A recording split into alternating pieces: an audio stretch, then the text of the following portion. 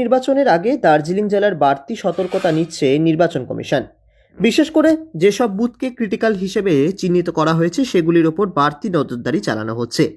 প্রশাসনের পক্ষ থেকে সমীক্ষা চালিয়ে এমন বুথগুলিকে আলাদাভাবে চিহ্নিত করা হয়েছে, যাতে প্রশাসন সূত্রে জানা গিয়েছে দার্জিলিং জেলার 5টি বিধানসভা মিলিয়ে মোট 193টি বুথকে ক্রিটিক্যাল বুথ হিসেবে চিহ্নিত করা হয়েছে।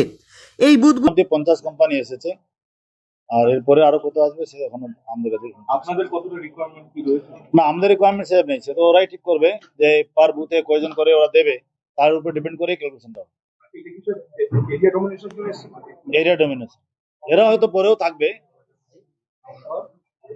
কতদিন 50 কোম্পানি কোন কোন জায়গায় বেশি এরিয়া ডমিনেশন? না, সব জায়গায় ওদেরকে যেটা কালকে ওদের সঙ্গে মিটিং হয়েছিল, ওদের যেটা হচ্ছে যে ইচ এন্ড এভরি বুথ এরিয়াতে ওরা এরিয়া ডমিনেশন করছে।